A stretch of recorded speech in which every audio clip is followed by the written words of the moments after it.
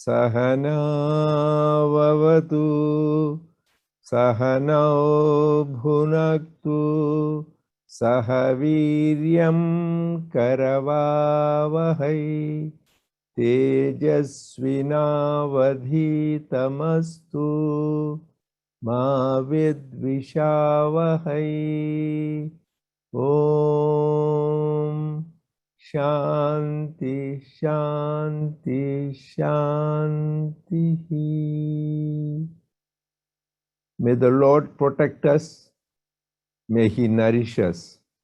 May we acquire the capacity to study and understand the scriptures. May our study be brilliant and may we not cavil at each other. Om, peace, peace unto us all. Dear brothers and sisters, loving Sai Ram to all of you. We welcome all of you for this online satsang of the Sri Sathya Sai Baba Center of Arcadia. You know, we had a wonderful Aradhana Mahotsam celebration last Saturday, followed by Akhanda Gayatri. I hope most of you participated and enjoyed the program and Gayatri. So we finished the Aradhana study guides in preparation for Aradhana Mahotsam. And I think most of you received, as a part of the offering of gratitude to Swami, we undertook some spiritual practices. Hope all of you remember that. Number one is repeating the mantra, Godis, 5-letter mantra, God is, Devudu Nadu. And then the affirmative prayers that I am God, I am not different from God, I am Satchidananda Parabrahman, and fear and anxiety cannot touch me. So I'm always content. I am Om Tat Sat Om. So this is the affirmative prayers. And then the most important prayer we said is Samasta Loka Sukhino Bhavantu. Swami says there is a most effective prayer. May all the worlds be happy. Because particularly now there is COVID crisis, and you have seen in India hundreds of thousands of people are affected. There are people who are dying, people affected in many ways, and even in other countries so much lockdown. And this is the time when we should do the prayers for the good of all. So I think Swami says when you say that really it helps all. And then another part about spiritual practices was daily read Sutra Vahini. I don't know how many of you had time to start reading it. Just even read it is like taking good medicine. So every day it keeps our mental health good. So like we eat food or take other medicine for physical health, this is for our spiritual health. So we'll start with Sutra Vahini. The first thing begins here, Atato Brahma Jignasa. Because we all want to have the knowledge of Brahman, Brahma Vidya, because the ultimate goal is Brahma Vidya or Atma Vidya. That is to realize that everything is Brahman, because that is the highest, attaining which there is nothing more to attain. So, Atato Brahma Jignasa. That means after this, you will develop the Brahma Vidya. So that means they are telling the qualifications needed. Like, for example, you want to become a doctor, or you finish college and you do MCAT, or same thing for you want to become a lawyer, you finish college and you take LSAT. So even for going college, SAT exam. So everything, even in life, regular secular sciences, you need some qualifications. And more so this, which is a subtle science, spiritual knowledge is the highest. So that is why to attain that, what kind of qualifications, what kind of preparations we need to know. So we are going to start that on page 7. Anupam, please go ahead. Thank you, Dr. Reddy. Sairam, brothers and sisters. Page 7, chapter 1. Thereafter, the inquiry into Brahman. Athato Brahma Jigyasa. An aphorism, Brahma Sutra, enshrines in a few words vast expanses of meaning, vast depths of fundamental significance. The sutra build up the science of Vedanta. They gather multicolored flowers from all the Upanishads and string them together to form an enchanting garland. Each aphorism can be elaborated and explained in a number of learned ways according to one's understanding, faith, preference, experience, and pleasure. Yearning to know. The first aphorism is Atato Brahma Jigyasa. The initial Atha has many literal meanings, but in this aphorism, the most appropriate sense is thereafter. So the question, quote, after what, arises. It is obvious that it refers to, quote, the yearning to understand the nature of Brahman, Brahma Jigyasa, unquote. The meaning is, quote, after such a yearning has dawned, unquote. How can this yearning emerge? It can come into the mind only after one acquires proper qualifications.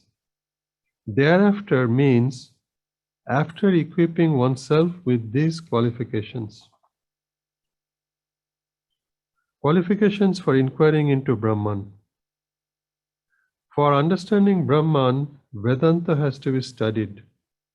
But yearning to know, Jigyasa, cannot yield fruit if the Vedas are merely studied. Among the preliminary qualifications for yearning to know Brahman, the first is discrimination, viveka, between the transitory and the eternal. In other words, the discovery that the Atma, divine self, alone is beyond time and that all objects perceivable by the sense of sight, etc., are only transitory. The Atma alone suffers no change. It alone is the timeless truth, Nitya Sathya. As a result of prolonged investigation, one has to gain this unshakable conviction and be established in it. The second qualification is renunciation of the desire to enjoy, here and hereafter, the fruits of one's action. Yahamatra phalabhoga viragya. This is also known as non-attachment, vairagya. One must reason and realize the transitoriness of joy and grief, which are pollutions that affect the mind. One will be convinced then that all things are caught in a flux. They are all momentary, they yield only grief. Next, the feeling of non-attachment will dawn in the mind. Non-attachment does not involve giving up hearth and home, wife and children, and taking refuge in forests. It involves only the awareness of the world as transitory, and as a consequence of this awareness, discarding the feeling of I and mine. Should we stop here? Yeah. So, if we read this from the beginning, you'll notice that there are two types of knowledges, I think, in the Vedas, Vedantas. And the beauty of Swami's writing is that he comes to the point straight. There is the knowledge of dharma or right conduct. How should we conduct ourselves in life? And then the second one is the knowledge of Brahma. Brahman means that infinite supreme self that Dr. Reddy mentioned at the beginning.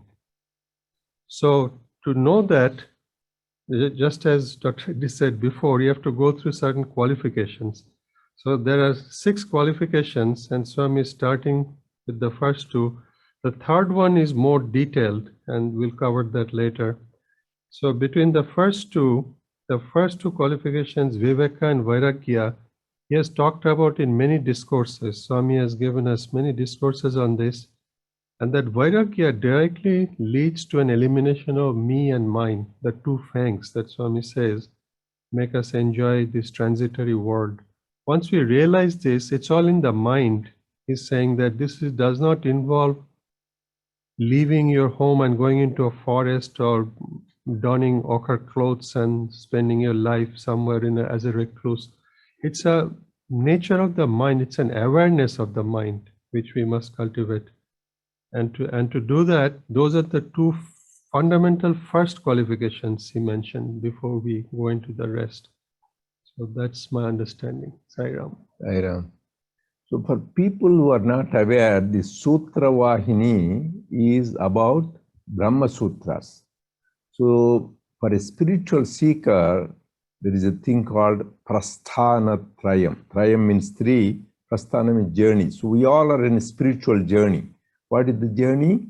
To realize self-realization, or we call liberation, or nirvana. Whatever it is, that is the goal of our life, to realize that we are divine or we are embodiments of divine love.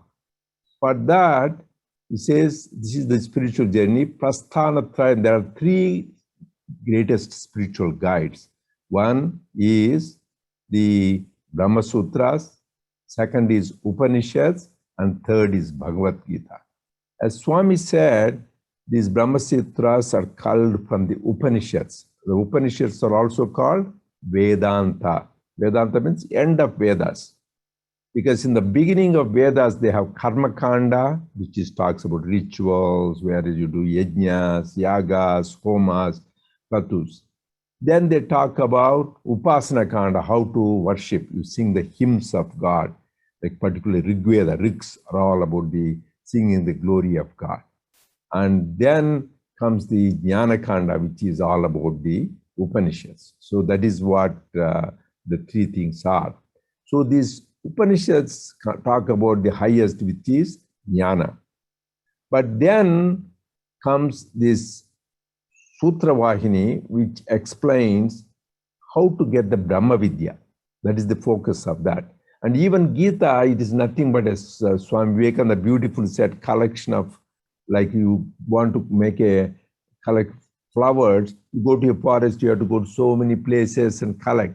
Here, the Lord Krishna, he was in our kindness, went ahead and plucked all those flowers from different things, brought it and made into a garland. So we don't need to go in search of flowers here and there. That is the beauty of Bhagavad Gita. So these 3 things are called Prasthanatra. These are our study guides, spiritual guides to get the Brahma Vidya. Why is Brahma Vidya? There are 2 types of Vidya, Paravidya, Aparavidya. That means knowledge which reference to this mundane world, which we do, the physical sciences, biological sciences, that is also needed. But the highest science is the spiritual science, knowing which there is nothing much to be known. That is the thing which talks about Brahma Vidya. For that, the first qualification, Swami says, is you should have the longing, desire. Because most of the people, as Swami said, are interested, khana, pina, marna, sona. So just eating, drinking, sleeping, and sense pleasure. You need to have that hunger for God. That is what Sri Ramakrishna said. The very minute you have hunger for God, you are on the right track.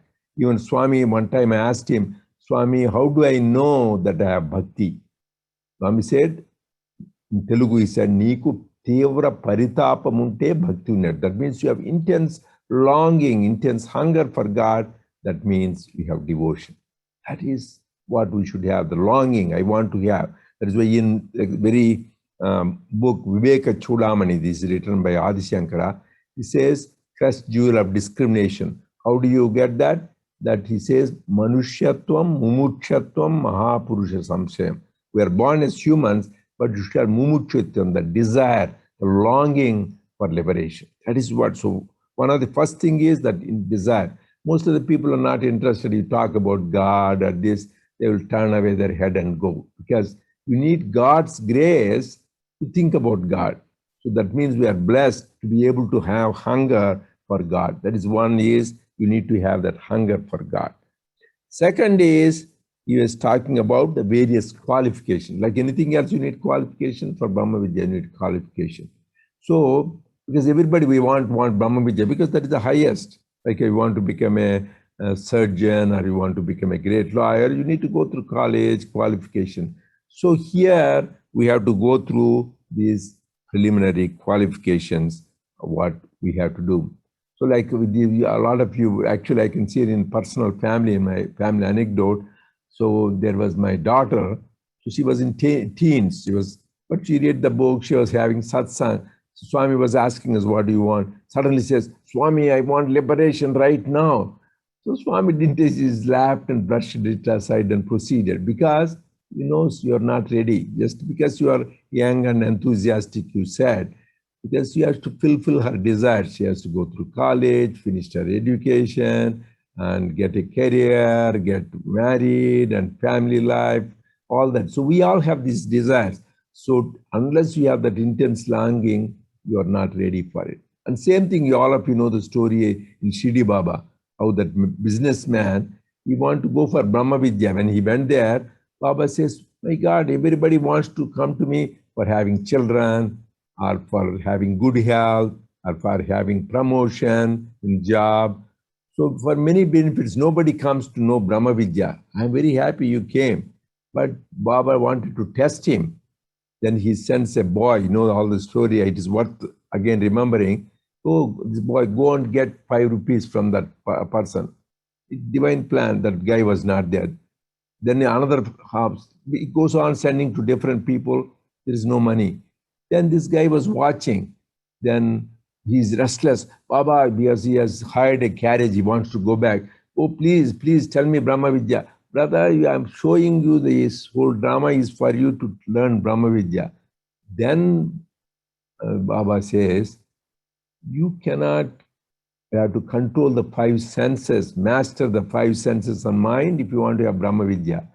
And you have 50 times 5 of Brahma Vidya in your pocket. That means he has 250 rupees, and Baba was making a drama to have just 5 rupees.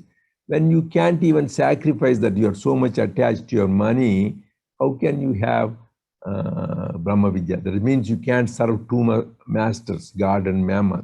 So you need to have the detachment. So that is why first qualification is we have to have hunger for God. And if you have that Brahma Vidya, you need to have the qualification. Second is about the Viveka. So there are discrimination. Swami says the most important first is the discrimination. Nitya Viveka. Is this permanent or that permanent?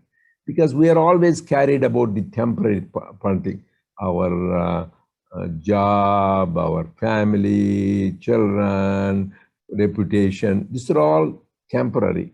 What is permanent? That is why I call Nitya Viveka. Is it permanent or that permanent?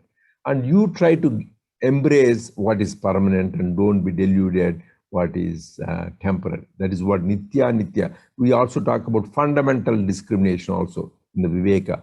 What is for the highest good of all? So that is why you need to enjoy the Ananda should be in Viveka. That is why Vivekananda. That means he had bliss deriving from Viveka. So we should need to have that fundamental discrimination.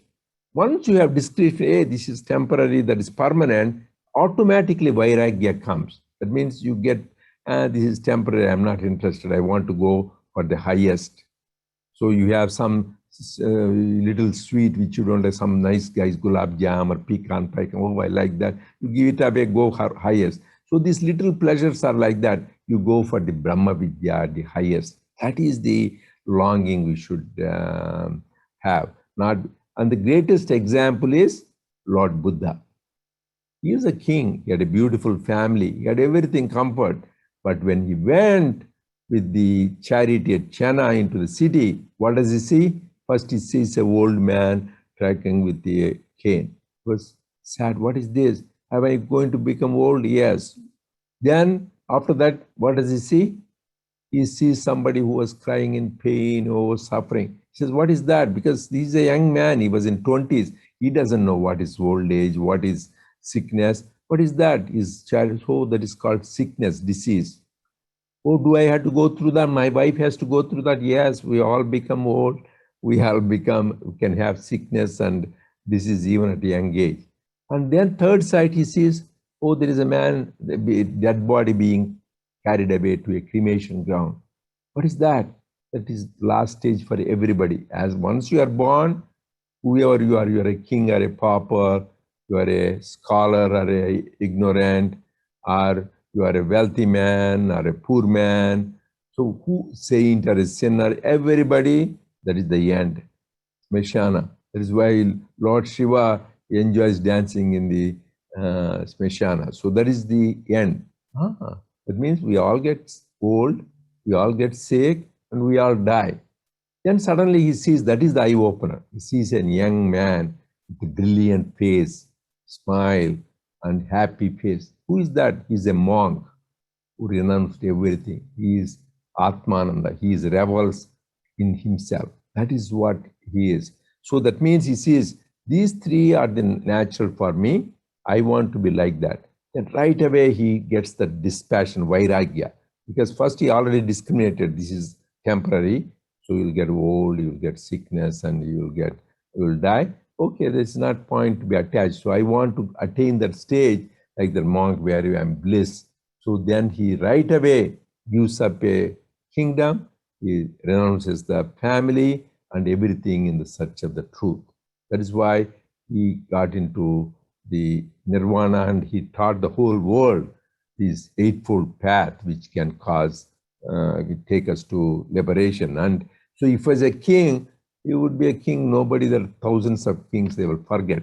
Because he did this discrimination and had the vairagya, detachment, he could attain the highest.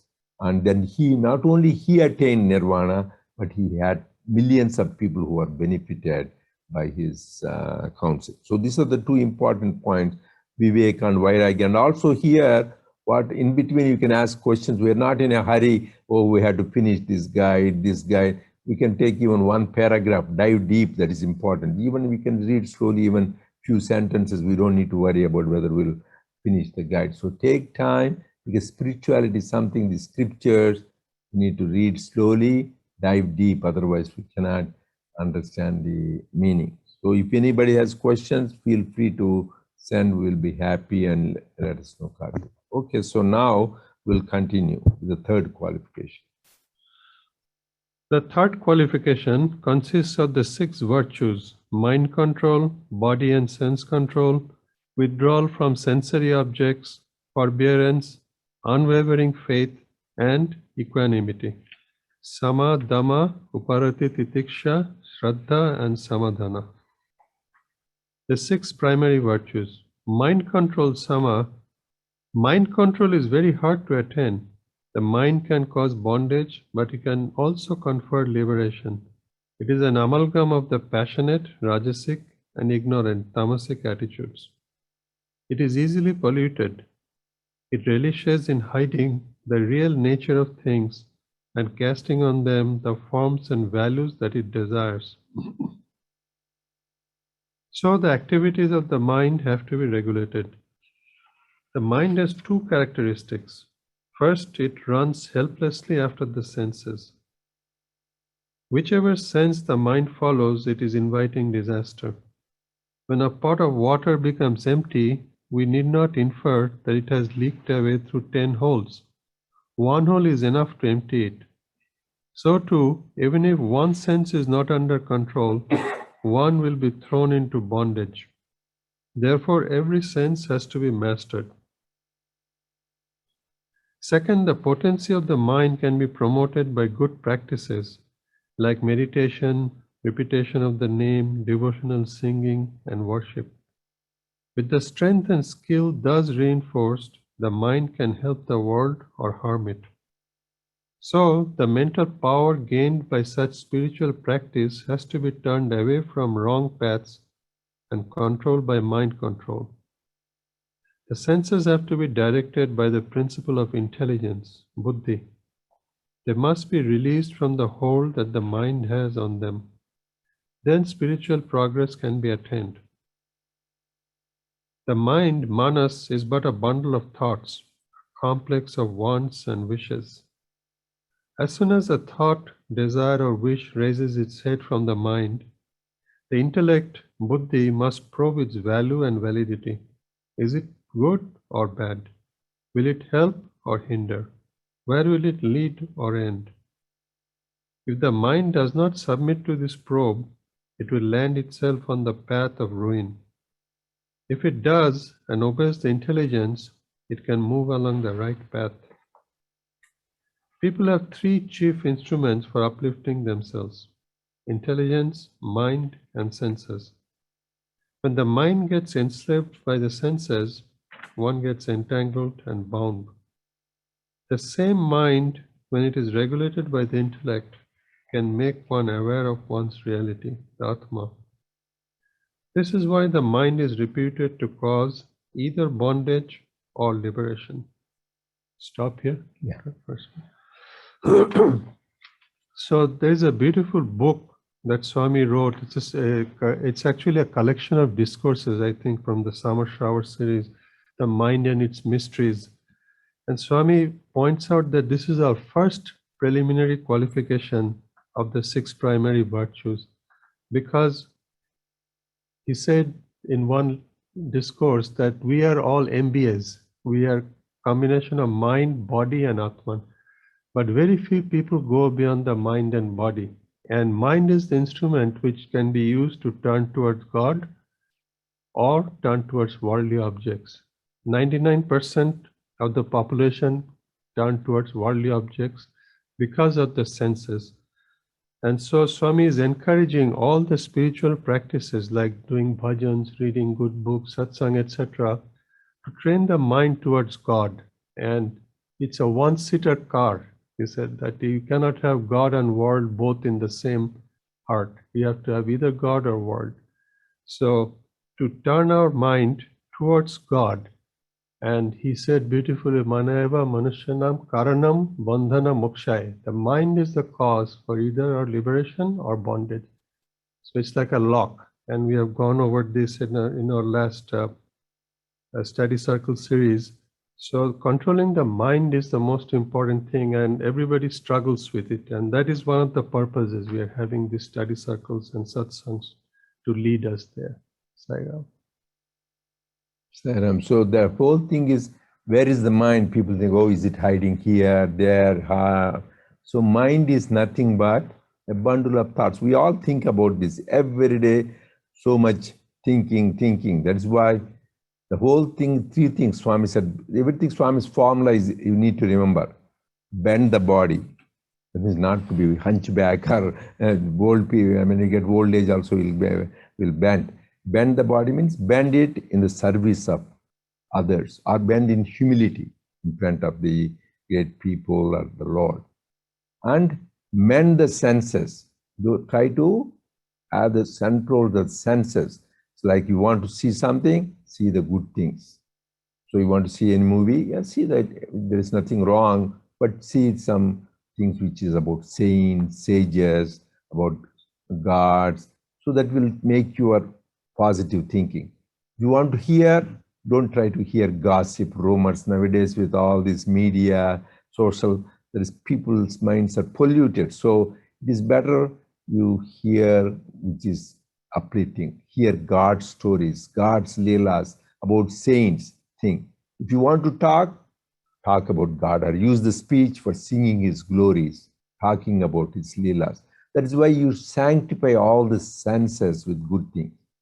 Then the mind, he says, bend the body, mend the senses, end the mind. First in the mind, it is not easy to end, because the mind always thinks to do sankalpa and vikalpa. You should do this or don't do this. Do this, that you can ourselves self-audit from morning to evening. Our mind is constantly thinking. So in the beginning, Swami was telling, watch the mind. You don't need to, if you try to control the mind, because mind control, Swami says beautifully, in that Mind and Mysteries series of discourses, and he talked many times, to turn towards the like in the key, you turn towards one side, it locks. You turn towards the other side, it unlocks.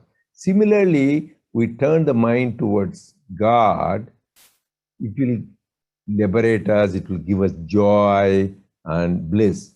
If you turn towards the world and all the sense pleasures and you are entangled, it causes grief, bondage. And we are all depending upon, we ourselves can see when you are talking about God, when you are singing His glories, how peaceful and bliss. Where you are immersed in the mundane things with confrontation, conflicts, mind gets agitated. So the main thing is how to turn the mind to God. For that we said, try to sanctify the senses, see good things, hear good things, talk good things, do good deeds, everything. That is why Swami, very simple, think good, think no evil. Swami didn't make complicated. And see good, see no evil. Hear good, hear no evil. Do good, do no evil. So the best thing is just being sanctify our senses. And the easiest practice, as he said, Swami says mind is like a monkey, right? We talked about it. So not only monkey, it is a mad monkey. So just it goes and jumps. And not only mad monkey, Swami said, it is like drunk. Somebody gave her it alcohol. It will happen. It is already mad and drunk. It jumps all over. Then somebody goes and pinches that monkey. Then what happens? It goes the wildest. That state of the state is our monkey, state of our mind. So you should be very careful. So easiest to do that is first repetition of the name of God, japa. It is a time tested. Actually, one time Dr. Hislop asked Swami how to control. He gave the example how mind is like a ghost. If you don't keep it busy, it will go and give trouble. So he says one man, he was poor man and he was praying, God, please give me some angel or a ghost, something to help me. Then God appeared, blessed him. Now this person will help you. Whatever you ask, he will give you. Whatever you ask. But if you don't keep busy, then he will come and eat you up. Then the result, you are gone. And he says, okay, this host was very happy, Swami, you gave that, this is good. So he asked, hey, build me a nice big bungalow house. Done within next minute. Okay, I want some nice material, nice dinnerware or furniture. Done. So then I want nice car to go. Done. Then this guy worried. Then now he's going to eat. What more you want? He's running, going and telling it's done in a minute. So he has no time what to do. Then the Lord gives idea. He was praying, please save me, save me. Then they got the idea. Then he puts a pole. Hey, go up the pole and go down the pole. Go up the pole. When I need you, I'll call you. Meanwhile, go up and come down. Go up and come down. Oh, then he goes up and comes down. Goes up and comes down. Then he won't bother him because when he needs, he can ask. Similarly, he says, and Swami said, the beautiful house in the simple story he makes, our mind will go here, there, and it will eat us up, exhaust us. Just repetition of the name.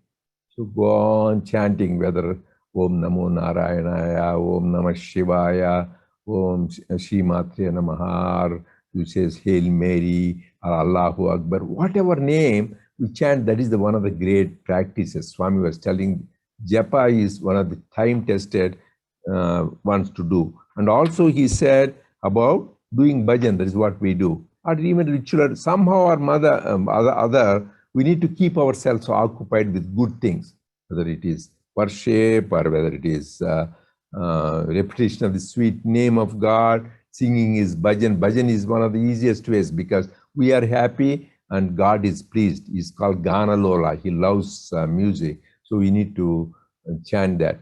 And another is dhyana, meditation. But that is for a lot of people, that's not easy. Swami says people think they are meditating, but they are just, you can even silently sit, that is good. Otherwise, you are thinking you are meditating, you are doing something else. Meditation, because for meditation, it is a 8-step stage. There's people forget Ashtanga, like these Brahma Sutras, there is a thing called Patanjali Yoga Sutras. So this is dharana, dhyana, that is the 7th stage. Meanwhile, you have to yama, niyama, pranayama, pratyahara, dharana. After that only it comes. So we need to practice all the sense control, then breath control, and nice position asana. So then it is not easy. So that is to control the mind. That is another technique is meditation. Swami already showed many techniques, Japa Sahita Dhyana, but the time tested two easiest and best is light meditation, Jyoti meditation, which anyone can do, and then pass the light of love into everybody, and then Soham meditation, identifying with each breath that I am he, I am he. These are the various techniques which are used, because everything is a technique we need to have, and Swami is so kind, he has given us how to control the mind with these techniques.